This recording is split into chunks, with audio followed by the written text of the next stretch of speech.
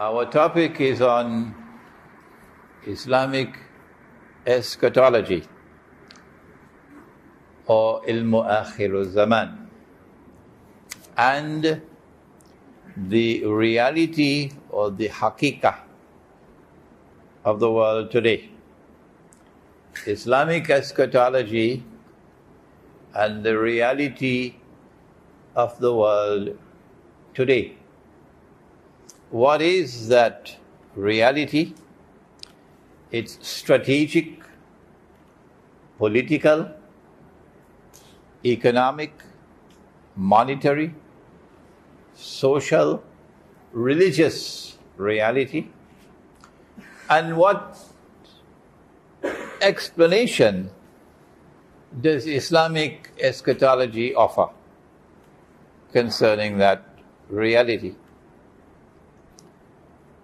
We never had this as a branch of knowledge in our civilization. Now, it was never taught in our institutions of Islamic learning. Rather, we had in Hadith, we had a book of Hadith called Kitabul Fitan, and in that you would study the Ahadith pertaining to Akhirah Zaman. We could not have this branch of knowledge over the last 1,000 years because you need to do more than simply narrate the Ahadith. You need to explain and you need to interpret. And you need to take all the data in the Ahadith and relate them to the Quran, link them to the Quran, and build an integrated and a harmonious body of knowledge on Akhirah Zaman. And that could not be done until this age. So this is the first time that it is possible for us to develop the branch of knowledge known as Akhirah Zaman as a branch of knowledge and not just as a repetition of a hadith. And it is my good fortune that I was the student of a great teacher who gave to me the foundation and the methodology with which I am now able to do what I am doing. May Allah have mercy on the soul of that great teacher, Maulana Dr. Muhammad Fadlur Rahman Ansari, rahimahullah, who visited Malaya before you became Malaysian. Who visited Malaya as a muballigh. And his teacher, Maulana Muhammad Abdul Alim Siddiqui, rahimahullah, also visited Malaya many times before, of course, you were born, and in fact had a base in Singapore.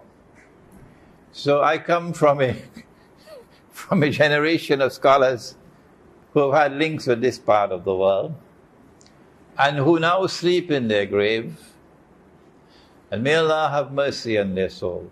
Because of them, it is possible for me to do what I am now doing. But I am not doing this merely to entertain you. So you can say, MashaAllah, what a nice lecture, and go home and sleep. Not at all. For tomorrow I will also be in my grave. And at that time, I hope that you would raise your hands and make dua that Allah might have mercy on my soul and forgive me my sins. I am doing what I am doing so that wherever these words reach you, and now because of the internet, these words reach very far.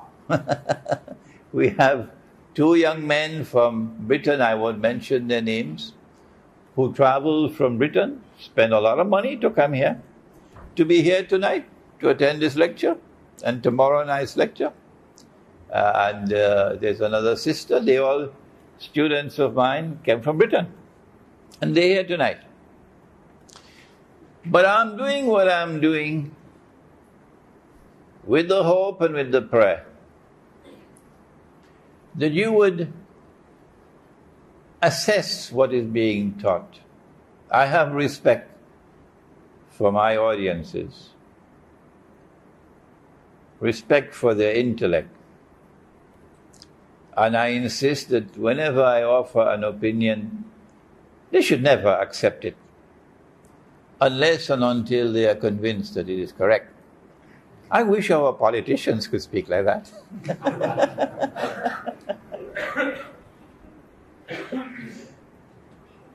When once you are convinced that it is correct, it's no longer my knowledge, it's yours. And now you must join me and help me in reaching out this explanation to others.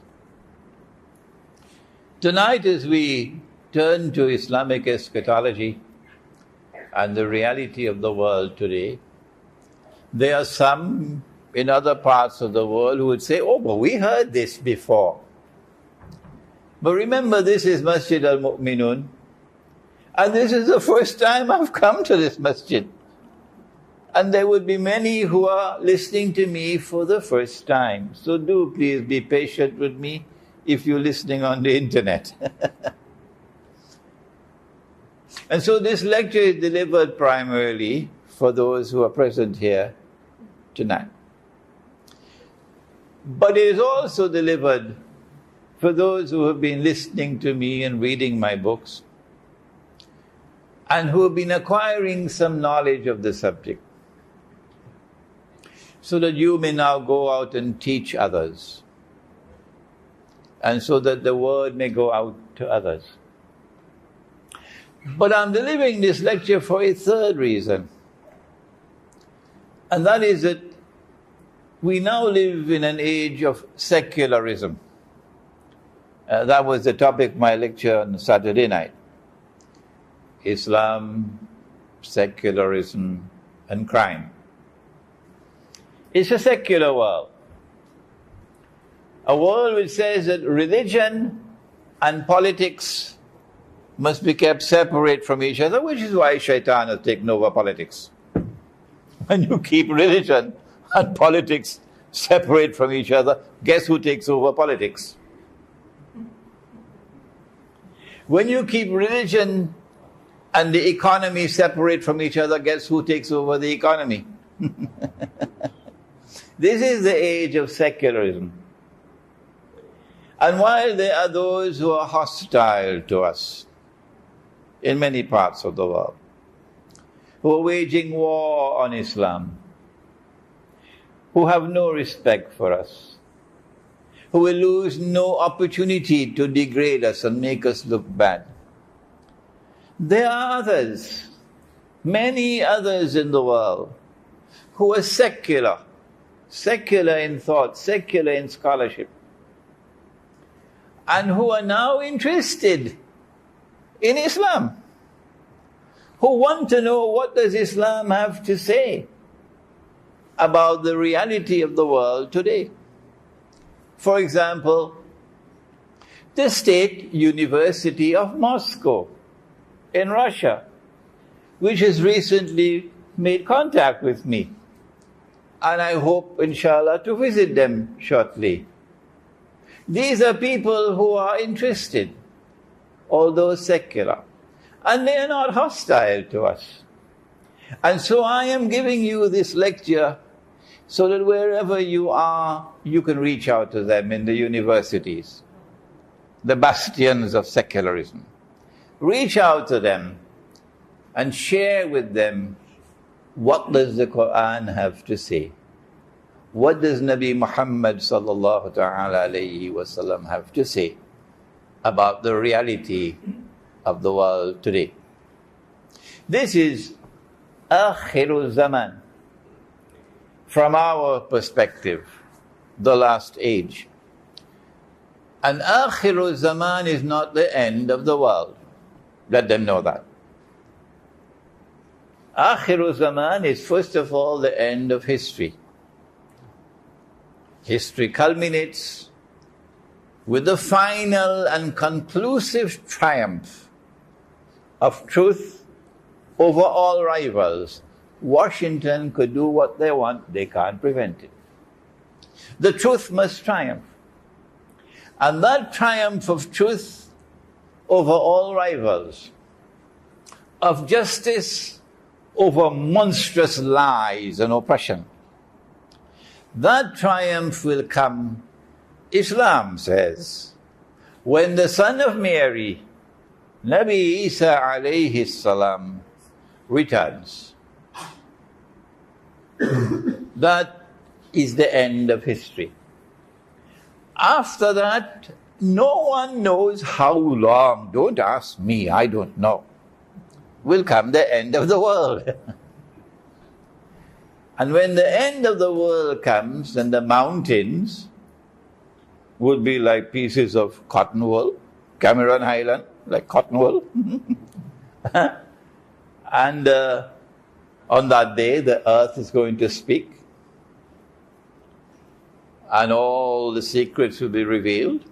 And on that day, this material reality will be transformed into something new, something different.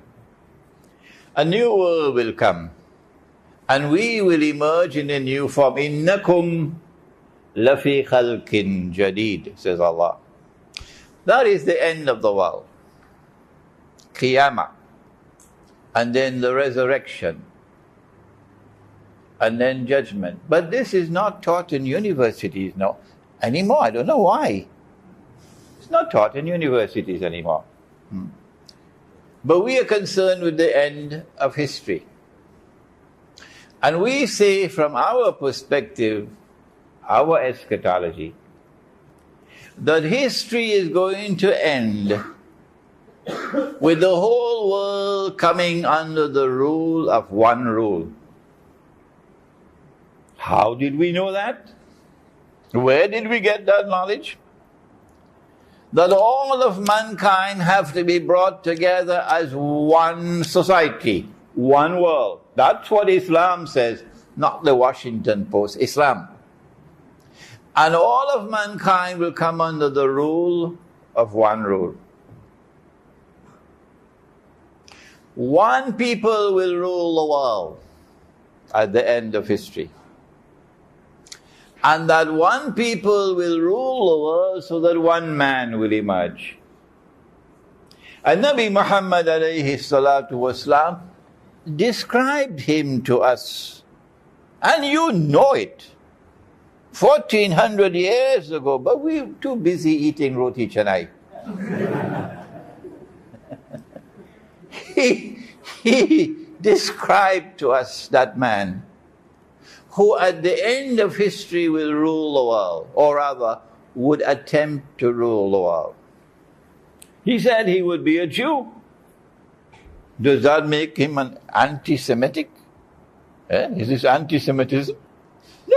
Nabi Muhammad spoke. He said he would be a Jew. He would be a young man.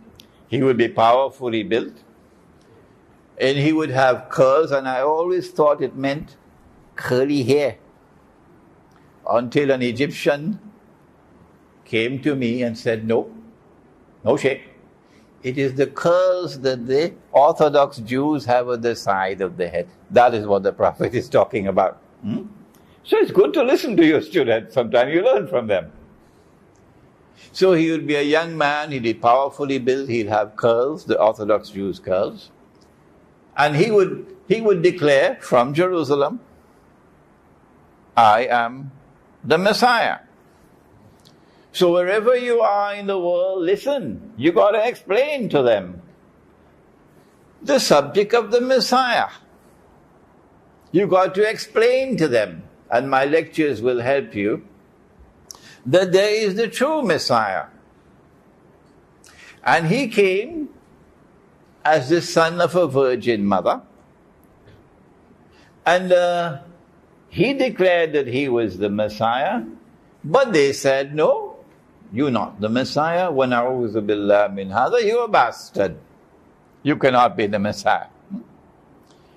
Why? Because your mother was not married. What they did not know, and you and I know, is that Allah caused the virgin to give birth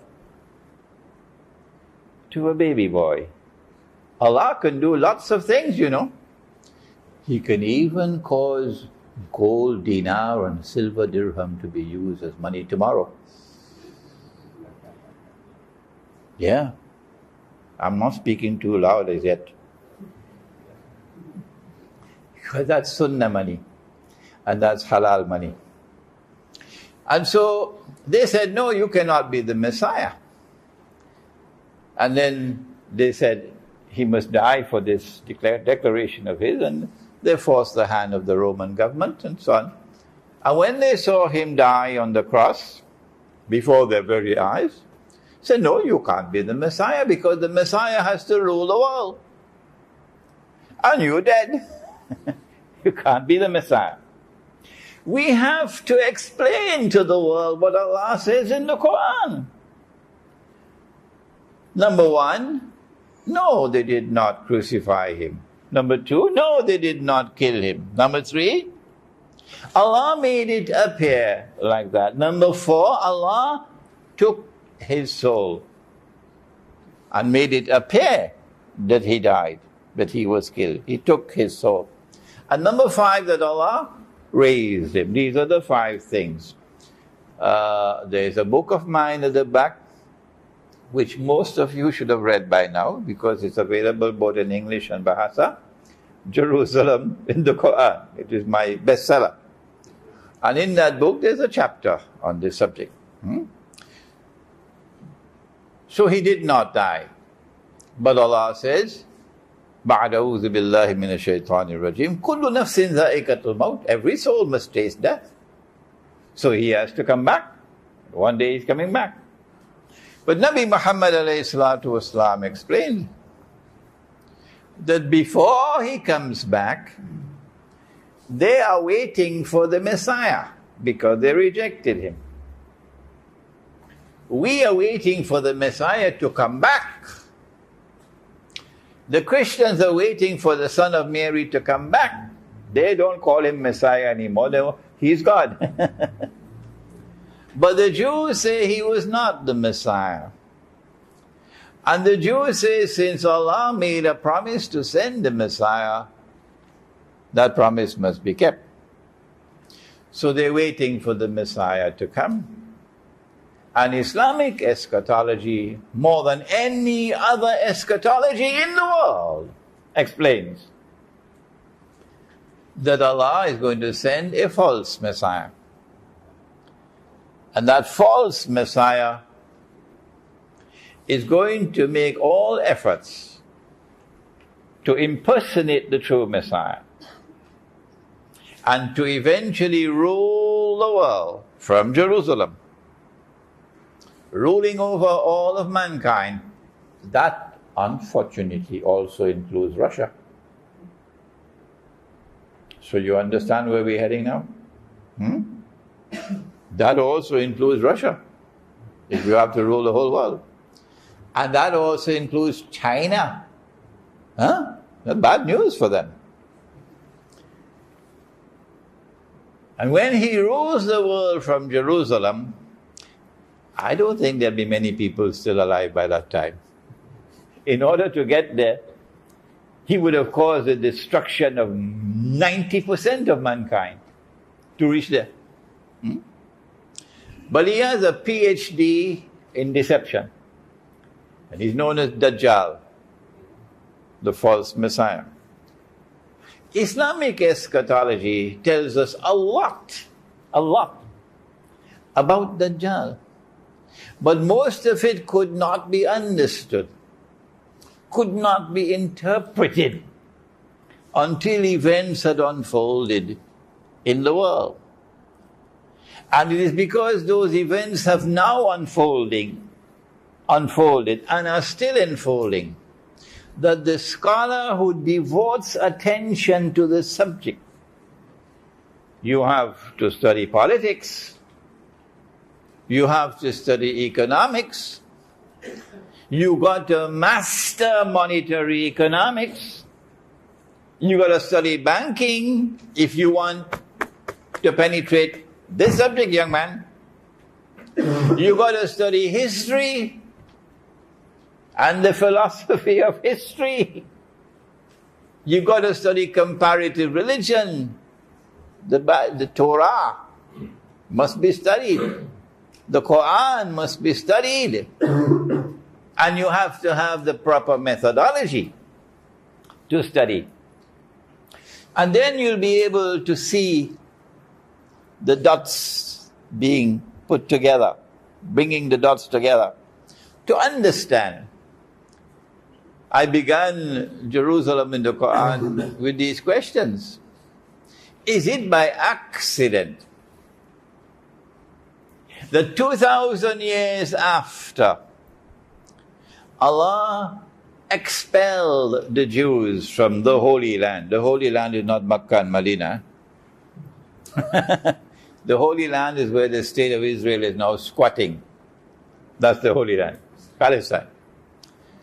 Is it by accident that 2,000 years after Allah expelled the Jews from the Holy Land, put a ban on them that they could never return, until Gog and Magog are released and they spread out in all directions, that today, after 2,000 years, the Jews are back in the Holy Land and they have reclaimed it as their own? Is this by accident? If this is not by accident, then tell me what it is that explains it.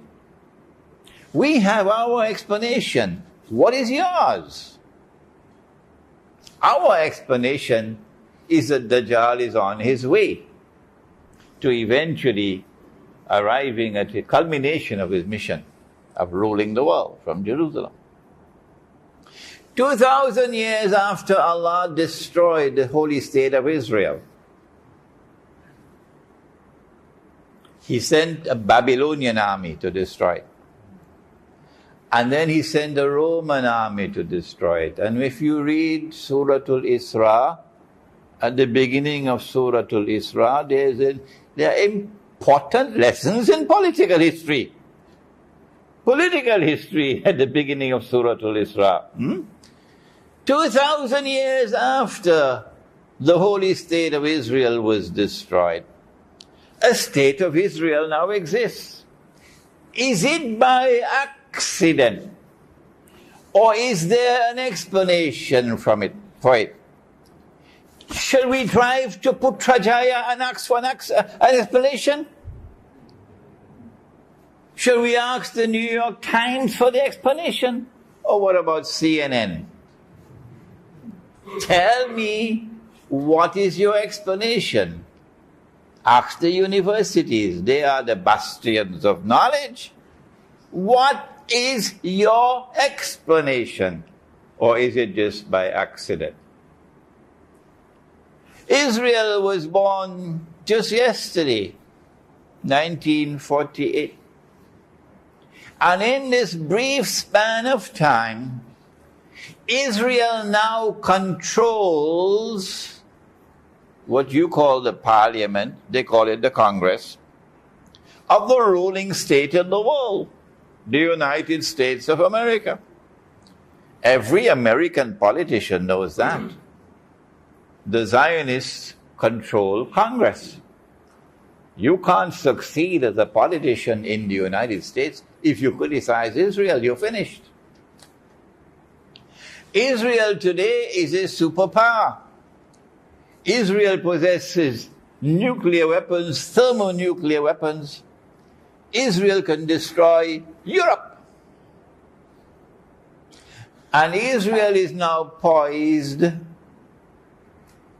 to replace the United States of America as the next ruling state in the world. Is this happening by accident? I want you to go and ask them this question. Don't just sit down and listen to my lectures and say, MashaAllah, and then go home and sleep. Go out there and ask them these questions. Is this happening by accident? And tell them, if all of this can be by accident, well then, a cow can also jump over the moon. Is that scholarship? This is our answer. Eschatology. We say that all of this is taking place because Dajjal, Al-Masih al-Dajjal, is on his way to culminate his mission of ruling the world from Jerusalem. Is it so difficult that you cannot come to Islam to study what Islam has to offer? The best da'wah in the world today is eschatology. If you are people involved in tabligh, I hope tabligh Jamaat is listening to me. Sometimes they don't hear me. If you're involved in tabligh, if you're involved in da'wah, this is da'wah. This is the best da'wah you can give today. To invite mankind to Islam by offering to them the explanation that Islam has for the reality of the world today, which we will explain to you shortly. No, these things are not happening by accident. It is not by accident that dinar and dirham are no longer used as money. And now you're minting them? Huh? And you're giving long lectures about dinar and dirham? Yeah? And you want all of mankind to return to dinar and dirham, and you cannot answer even a simple question. What's wrong with you? That's all we are asking for. Just answer this question if you are Murabitun. Just answer this question if you are Hizb ut-Tahrir. Come on, why can't you answer the question? Is it by accident that dinar and dirham, gold and silver, are no longer being used as money anywhere in the world? Is it by accident that the International Monetary Fund prohibits the use of gold as money? Is this by accident? Will Murabitun never wake up? Will Hizb ut-Tahrir never wake up? Will Tabligh Jamaat never wake up? When will they wake up? I am tired. Because they wouldn't listen to me. And they say I'm misguided. And they're going on their own way. But they will not answer the question. They will not answer the question. Because they do not want to step into Islamic eschatology. The Salafi are no different. The Salafi are no different. I've been knocking and knocking and knocking at their door politely for a long time. And they will not listen to me. I believe perhaps one of the reasons why they will not enter into Islamic eschatology because they do not have the methodology and they do not have the capacity to be able to deal with this subject. Come on, prove me wrong. That's my challenge to them. Come on and prove me wrong. I will be happy. I would be delighted if you can prove me wrong. I say you are not doing it because you lack the methodology and you lack the capacity to be able to deal with this subject. That's why you're not doing it. And so tonight, for Masjid al-Mu'minun, I'm challenging you. Come on and prove me wrong. The strategic reality of the world today is that not just we are moving in the direction of one world, all of mankind coming together as one global society, but that there is a fly in the ointment, that there are those who refuse to bend their knees and bow. Russia under Vladimir Putin is not the same Russia under Stalin. The USSR, or the Union of Soviet Socialist Republic, and today's Russia are two different things. Russia used to be an atheist state. But while we were busy eating roti canai and drinking tea tarik, something happened in Russia. Russia is being transformed before our very eyes. And Russia is returning to Christianity. That is part of the strategic reality of the world today. And there is not one Christianity, there are two. There is the original Christianity, which left the city of Rome when Constantine became Christian, because Rome was too pagan. And he established the city of Constantinople. And no less a person than Nabi Muhammad sallallahu ta'ala alayhi wasallam used the name Constantinople. So you can tell Mustafa Kamal, get lost. Mustafa Kamal, get lost. You cannot prevent any Muslim from using the name of the city that Muhammad alayhi salatu wasalam used. So Mustafa Kamal, get lost. I know they're going to be annoyed with me in Turkey. But let's hope at the end of the day we'll be friends once more. When they realize you must show respect for Muhammad alayhi salatu wasalam if you are Muslims. So when Christianity went to Constantinople, that was the original Christianity. That was Eastern, Orthodox, Byzantium. And we know about it in the Quran. There is a whole surah of the Quran named after them. It's called Suratul Rum. Suratul Rum is Byzantium. It is Eastern Orthodox Christianity. And Allah speaks favorably about Rum in the Quran. At the beginning of Suratul Rum. And Nabi Muhammad alayhi salatu wasalam prophesied whether Saudi Arabia approves or disapproves, whether Qatar likes it or does not like it, whether those who are waging a Yankee jihad in Syria and a Yankee jihad in Libya and a Yankee jihad in Algeria, whether they like it or they don't. Muhammad alayhi salatu wasalam prophesied that we Muslims will make an alliance with Rome. That's his words. And Russia today is Rome. It was Soviet Union yesterday, but it's Russia today. The strategic reality of the world today is this transformation taking place in Russia, which is linked to Akhirah Zaman. Who in the world of Islam today has an alliance with Russia? Any Sunni? Any Sunni country? Only one Shia country? Iran. Iran is an ally. Iran is an ally of Russia. And where are the Sunnis?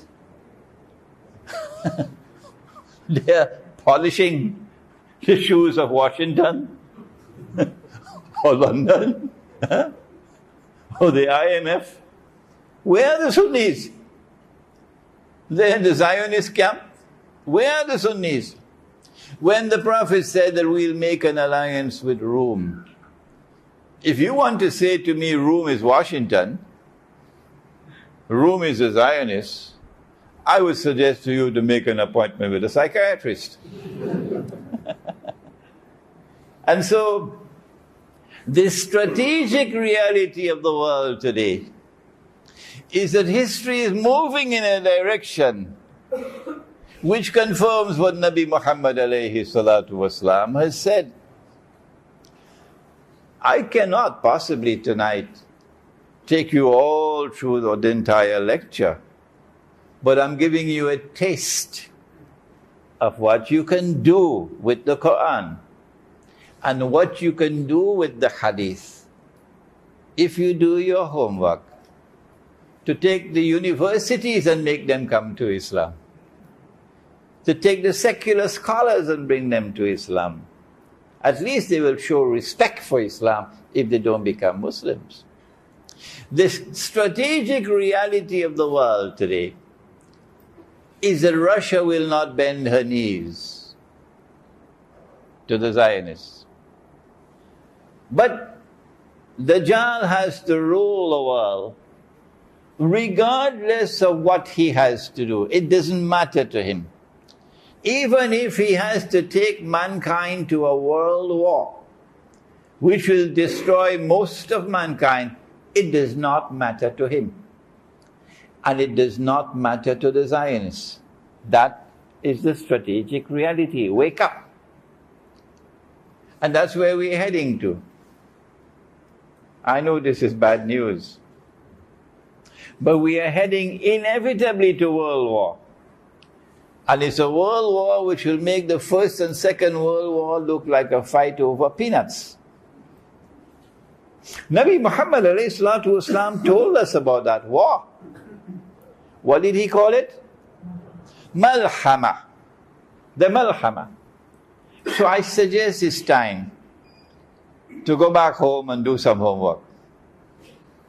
The Malhama would be so great a war, said the Prophet ﷺ, that birds flying in the sky will fall and die. I understand this to imply that nothing will fly. And so there'll be no more aerial warfare. Aeroplanes won't fly. Cruise missiles won't fly. And so warfare after the Malhama will either be on land or on sea. And this is why tomorrow night's lecture is crucially important. Constantinople. The conquest of Constantinople in Akhirah Zaman. That's tomorrow night's lecture. Because the Russian fleet in the winter has no exit through the snow. The only exit is through the Black Sea. And through the Black Sea, you have to pass through the Bosphorus to get into the Mediterranean Sea. And there's a city standing on the Bosphorus called Constantinople. And Nabi Muhammad ﷺ said that a Muslim army will conquer Constantinople in Akhirah Zaman. What it implies is that Constantinople today is a NATO city controlled by NATO. And the Muslim army will get rid of NATO. And when NATO no longer controls Constantinople, the Russian fleet can now pass through into the Mediterranean. And that is the greatest danger of all to what remains of Israel. So there is a strategic dimension to the subject that only Islam explains. China will be an ally of Russia, because China also will not bend her knee. I'm not talking about the Chinese in Singapore, no. That's little Israel. I'm talking about China. China will not bend her knee. No. The Chinese are proud of their civilization, and they will not bend their knees to Israel. And if you look at the strategic map of the world, you see all the indications that China's foreign policy is not to bend her knee to Israel. Why else would China have a naval base in the south of Sri Lanka?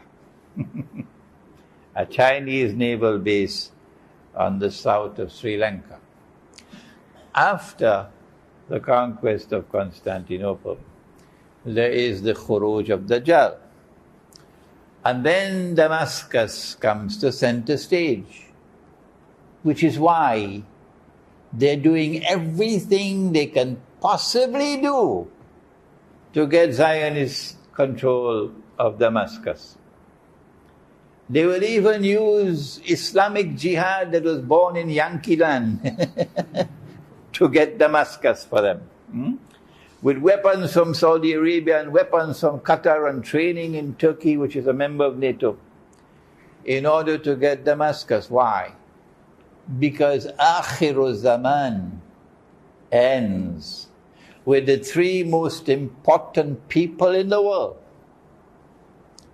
all physically present in Damascus.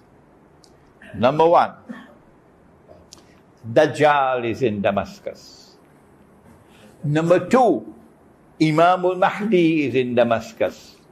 Number three, Nabi Isa alayhi salam comes down in Damascus. All three in the same place.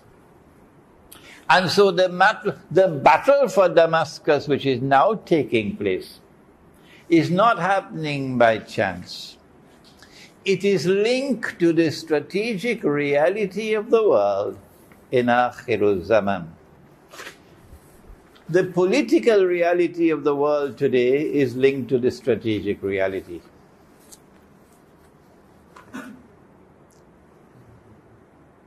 The Prophet said, alayhi salatu wasalam, the people will flee from Dajjal. They will flee from Dajjal. This explains the Western world gaining the military power that they did to be able to conquer the whole non-European world. And when they had conquered, including this part of the world, Southeast Asia, the British were here, they then colonized. And when they colonized, they transformed to make you a carbon copy of themselves. Are you putting the dots together now? So when they decolonized, what happened to your Khilafah? It's gone. The Khilafah state is gone. No politician in the Muslim world dares to talk about Khilafah today. He'll be fired from his party. Yes. The Khilafah is not only gone, it's buried. And in its place has come something created by Dajjal. The modern state, the modern secular state, is Dajjal's creation to replace the Khilafah. And he gave to it something called state sovereignty. That Allah is no longer Al-Malik. No. The state is now Al-Malik. State sovereignty, that's shirk. But that is only for a passing time, like a cloud that passes by. And now Dajjal is ready to take back that state sovereignty. And so now we are learning the state is no longer sovereign. No. The Security Council of the United Nations is sovereign. And we are moving in the direction of one world government.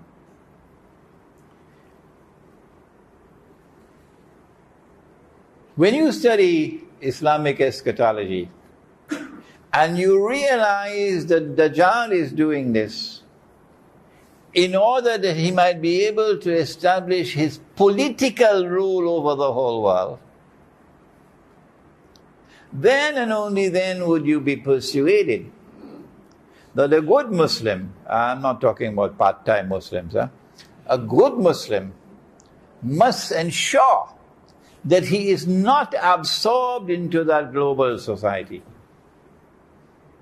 He has to resist being absorbed into that global society.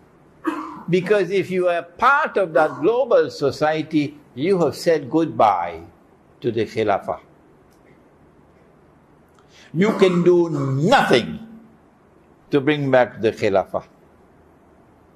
But those of us who have resisted becoming a part of that global society and submitting to that world government, we are the ones who will be blessed to wage the struggle which will eventually culminate with the return or the restoration of the Khilafah state with Imam al-Mahdi. And we will then, on that day, we will watch your secular state and all its nationalism and all its anthem and all its flags and all its constitutions, we'll watch it going down into the garbage bin on that day. Because that cannot replace the Khilafah. That's the political reality of the world today. There is the economic reality of the world today. The Dajjal is pursuing an economic agenda in Akhirah Zaman. And Nabi Muhammad ﷺ hinted about it. You remember when the angel came into the masjid and asked the 5 questions? The last question was, what are the a'lamatu sa'a? What are the signs of the last day? And one of the 2 is visible there in KLCC. He said, you see the naked, barefooted shepherds competing with each other in the construction of tall buildings. So that will be an age when progress will be measured. How high is the building? Progress is not measured by what is in the heart. No. Progress is not measured by, my gosh, what a man he is. You can't buy him. Not with 5 ringgits. Not with 500,000 ringgits. Not even with 5 million ringgits. You can't buy this man. You can't intimidate him. He's made of iron and steel. He's priceless. What a man he is. You don't measure people anymore by these yardsticks. You now measure how tall is the building. That's the measure of progress in Akhirah Zaman. But what was the second sign? He said that you'll find the slave woman would give birth to her mistress. So it's only if she gives birth to a baby girl that the baby girl will rule over her. If she gives birth to a baby boy, the baby boy will not rule over her. Only if it's a baby girl, the baby girl will rule over her. So from this we know that there is slavery in Akhirul Zaman. There is slavery in Akhirul Zaman. There is slavery. Slavery. What is Bahasa for slavery? Oh, he doesn't know Bahasa. Hamba. You must learn Bahasa. I need a good teacher to teach me Bahasa. So maybe 2 years from now I can come and lecture to you in Bahasa, inshallah. Come on, say inshallah. So, his strategy, his economic strategy, is to reduce mankind to slavery. So there will be slaves and there will be slave masters. Those who support him, those who beat his drums, like Singapore, they will be the slave masters. And those who oppose him, like Indonesia, would be slaves. How does he reduce you to slavery? There are many ways. But one of the most important of all and if we have any bankers here tonight, I'm sure they'll confirm what I'm saying, is the banking system. Is the banking system. If you read John Perkins' book, Confessions of an Economic Hitman, John Perkins has simply put in writing what has been going on for centuries now. The Rothschilds Bank has been doing it. They lend you money, not because they want to become rich through the interest payment. They lend you money because they want to reduce you to slavery. You cannot pay the interest, they know it. And as you cannot pay the interest, you will be reduced to poverty and to destitution until eventually you are slaves. So what they do is, they lend the money to the king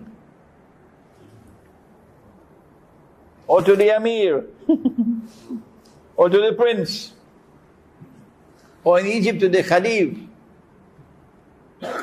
And he wants the money to enjoy an opulent lifestyle. So he is borrowing the money from the European banks and from European governments. But guess who has to pay back the money? Can you guess? The people. He is borrowing the money. They have to pay back. Because international law says the government represents the people. So the people have to pay back the money. And if you don't pay back the money, then the banks will turn to the British government. In the days when you didn't have aeroplanes, huh? And the British government will send the British fleet. And the British fleet will then start to bombard you. And then the government will have to accept. Britain will now take control of the finances of the country. Every Egyptian who is listening to these words will start to cry. The tears will fall from the Egyptian eyes because he knows what happened.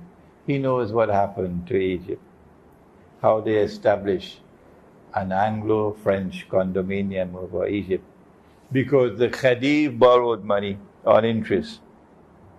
And the poor Egyptian people had to pay back that money. So now John Perkins now explains how it's done today. And in this way, a country is now enslaved. That's the slavery of which the Prophet ﷺ was speaking. When money is lent on interest, riba, notice what happens. Allah says in the Quran, كَيْ لَا يَكُونَ الدُّولَةَ بَيْنَ الْأَغْنِيَاءِ مِنْكُمْ. He has established certain laws of inheritance, for example, because He does not want wealth to circulate only amongst the wealthy. كَيْ لَا يَكُونَ الدُّولَةَ بَيْنَ الْأَغْنِيَاءِ مِنْكُمْ. He wants that wealth should circulate through the economy. When wealth circulates through the economy, then one day for you, one day for me. So those who are poor today can be rich tomorrow. And those who are rich today can be poor tomorrow. That is a healthy economy. But when an economy is based on riba, on the banking system, wealth no longer circulates through the economy. So the poor are now imprisoned in permanent poverty. When they have you in that prison, then they have another strategy. This is not economic anymore, this is monetary. And there are very few who understand it as good as Dr. Mahathir. And when I mention the name of Dr. Mahathir, I do it in a scholarly way, because I am indebted to him. I'm indebted to him. Only two leaders in the history of of modern monetary affairs. Only two leaders have ever challenged the monetary system as leaders. One was Charles de Gaulle. And because of Charles de Gaulle's attack on the monetary system, eventually the Bretton Woods IMF monetary system collapsed because France, even after Charles de Gaulle died, France kept on attacking them. Most French people don't even know that now. And so Charles de Gaulle's name, General Charles de Gaulle, should be written in gold. No alim, no sheikh, no ustad, no maulana, no mufti, none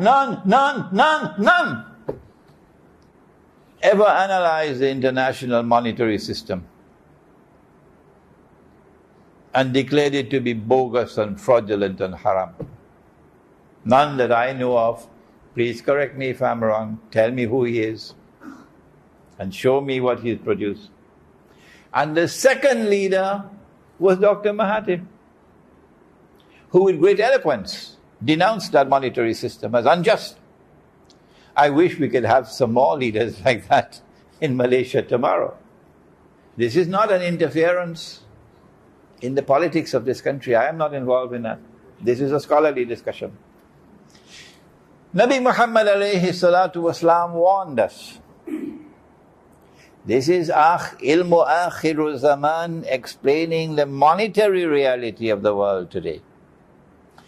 He said that the river Euphrates will uncover a mountain of gold. You know the river Euphrates in Iraq? It will uncover a mountain of gold. Gold is a metal. Bahasa is mass. Gold, mountain of gold. And people will fight over the gold, and 99 out of every 100 would be killed, meaning not conventional warfare, nuclear warfare. And everyone would say, I am the one who will survive. But believers who were there at that time should not touch that gold. Ilmu Akhiru Zaman explains that that prophecy is today fulfilled. Yes, it was fulfilled when an ocean of oil underneath the Euphrates, in that basin, when an ocean of oil began to function as a mountain of gold. After France demolished that monetary system, the US dollar had nothing on which it could stand. So the US dollar was in no man's land for 2 years, 1971 to 1973.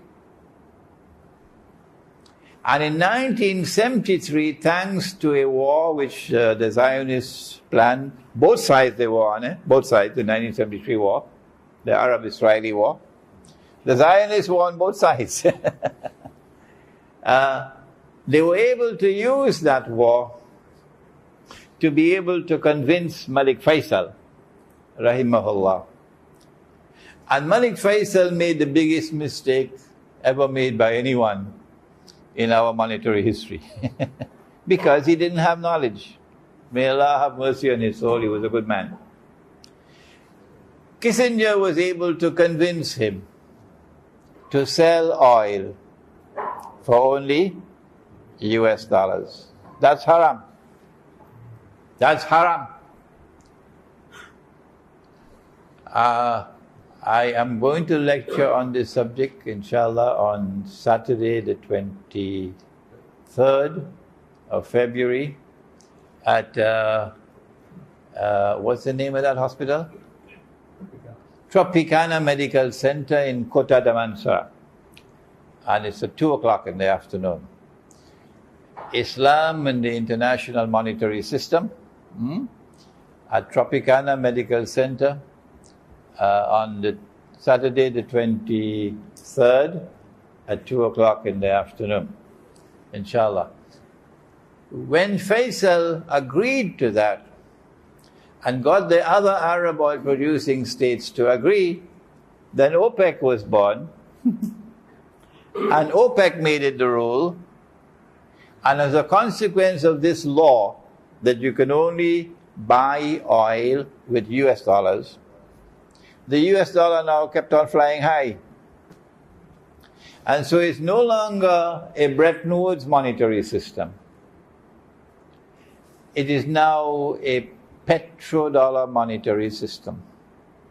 And this is what the hadith was telling us.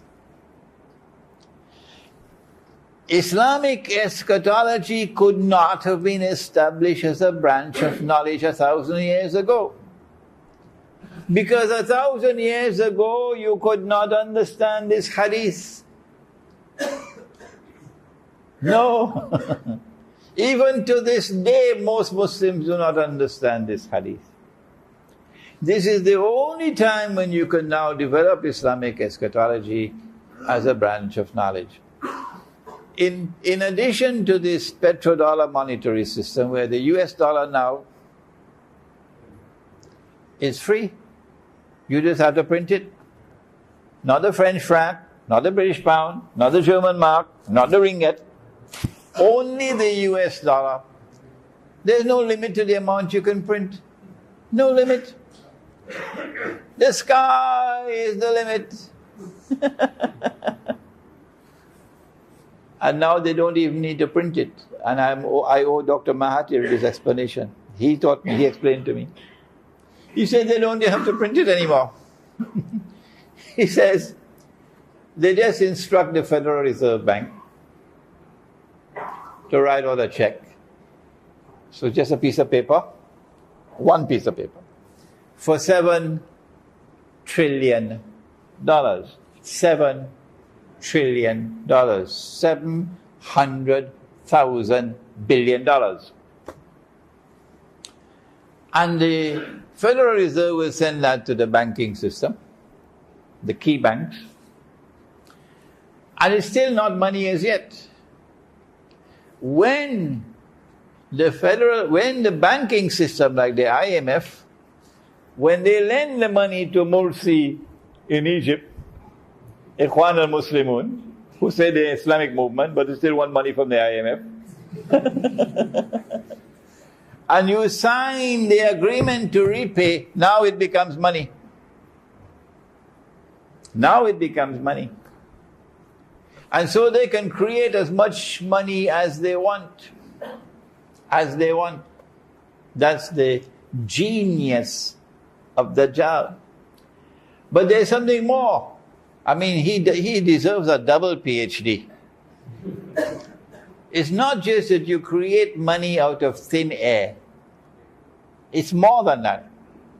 When you say to the banking system, I'm hereby giving you 7 trillion, imaginary money, the bank now has something called, it's a funny name, fractional reserve banking. I don't know who coined that malicious term. What it means that if I have 10 ringgits in my pocket, I can lend you 100. Huh? If I do that, they put me in jail. But the bank is doing that. By law, the bank is allowed, if you have 10 ringgit, to lend 100. If this is not bogus, if this is not fraudulent, if this is not haram, well, what is? This is the monetary reality. And this is not happening by accident. This is happening in order that they use this money to be able to so impoverish the people that they'll eventually end up with slavery. What should we do? Answer: get out of that monetary system and return to money which is in the Quran, money which is in the Sunnah, dinar and dirham. And I am making my own little effort, contribution. My contribution is, if you want to buy my books and my lectures, you can buy them in dirhams now.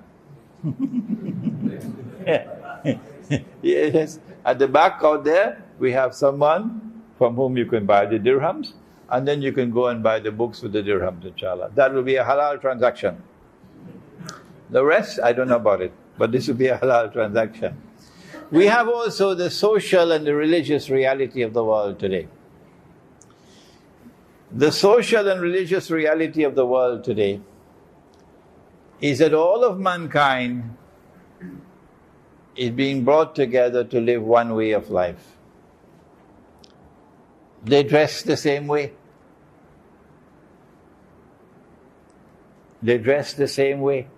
Same clothing, no matter where you go. A diplomat is always in a suit and a tie. Chinese? Yep. Russian? Yes. Congo in Africa? Yes. Jacket and tie. No matter where you go, they all dress the same way. The social reality is that men must take off their beards because this is not the age of beards. The social reality is that women must take off the hijab. The social reality is that women must uncover as much as they can uncover. Yeah, Nabi Muhammad ﷺ told us about a time which will come when women will be dressed and yet naked. Imagine my happiness. I just attended a wedding reception. I won't tell you where. Don't ask me. Over 1,000 people present in this big hall. And I was so happy. There were no half-naked women. None. Not even one. They're all Muslims. Only four, I think 3 or 4 women I saw without hijab. All the rest in hijab. All. All of them properly dressed. And even more remarkable than that, in 1,000 people I did not see even one man dressed in European clothing. Not one. They were all dressed in their Malay clothing. All. And I looked in amazement. Where did these people come from?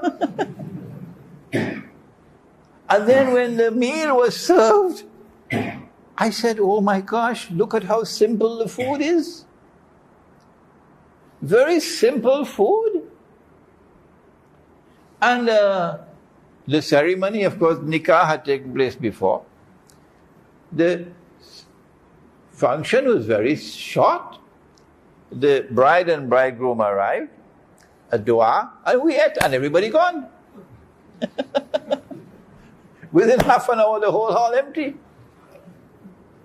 I noticed that when we entered, men entered one entrance, a woman entered a second different entrance.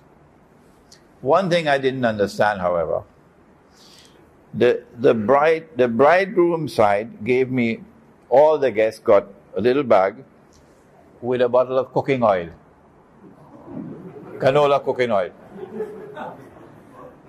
I didn't understand that. And then from the bride's side, we got a dozen eggs. In the, the packet in which eggs are sold, a big bag like this. So I said, strange, I don't understand this part of it.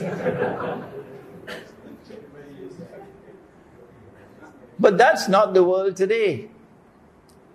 The social reality of the world today is that all of mankind are being brought into a melting pot in which now you adopt a universal vocabulary, for example.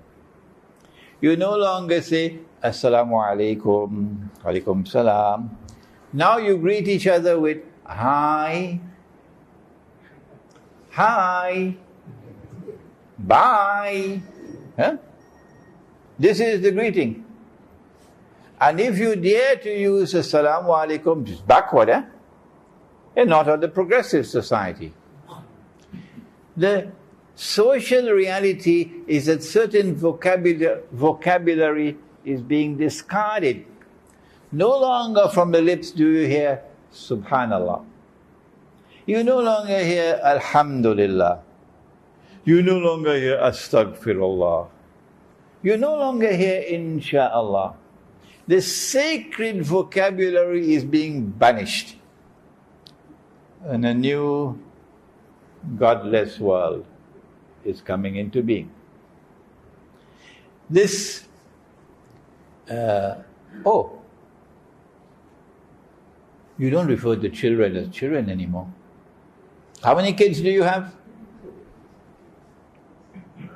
So I say to them, only Americans and goats have kids.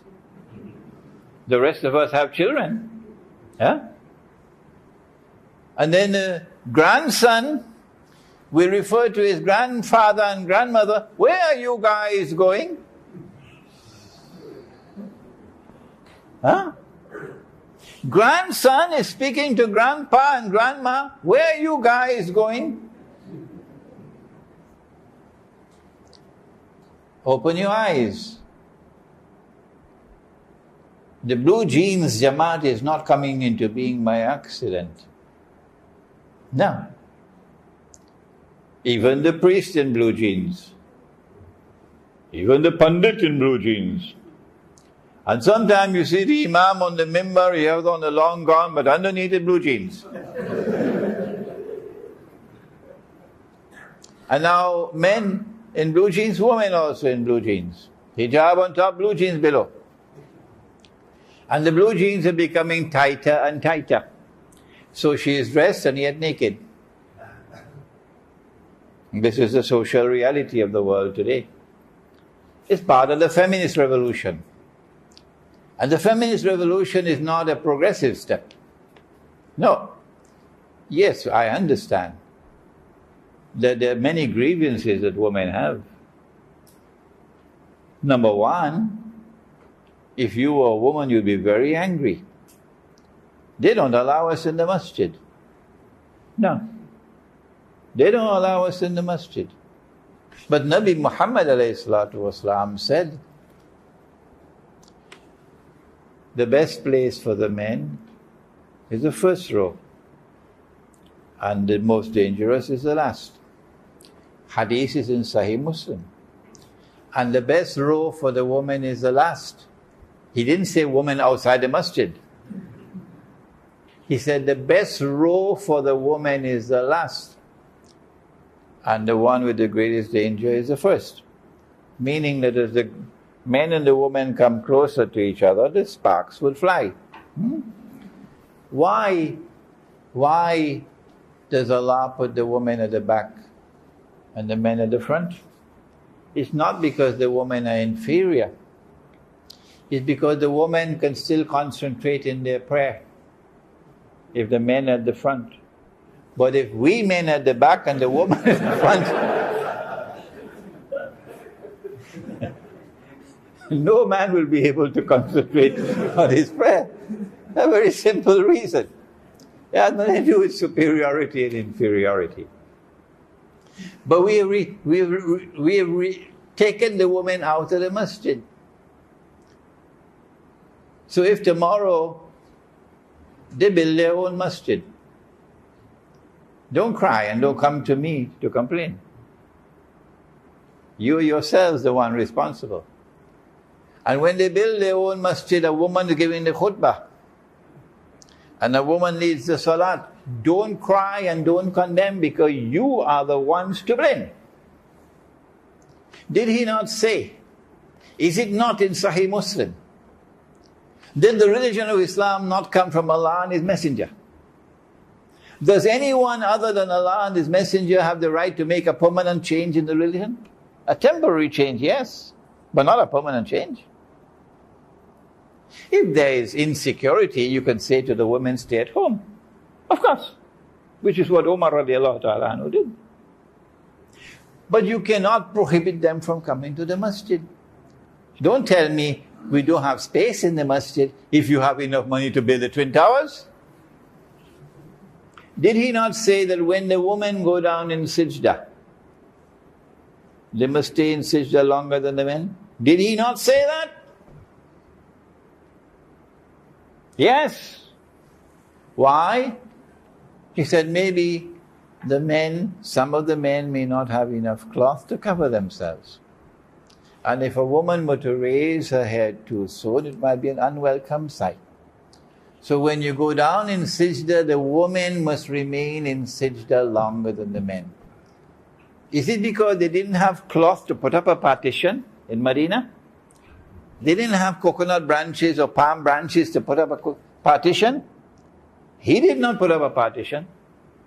So I will not. If you want to, you will answer on Judgment Day. But in our Muslim village, the women at the back, the men in the front, as it was in Medina. The feminist revolution has come from Dajjal. And tomorrow is going to create the mother of all difficulties for us. Because Islamic eschatology tells us that there's a tomorrow coming when there'll be a calamitous decline in the birth of baby boys. Baby boys. He said that one man will have to maintain 50 women. Why will one man have to maintain 50 women? Because there will be a calamitous decline in the birth of baby boys, only baby girls being born. Why? Anybody has a cell phone you could lend me? Why would only baby girls be born? Here's one of the reasons.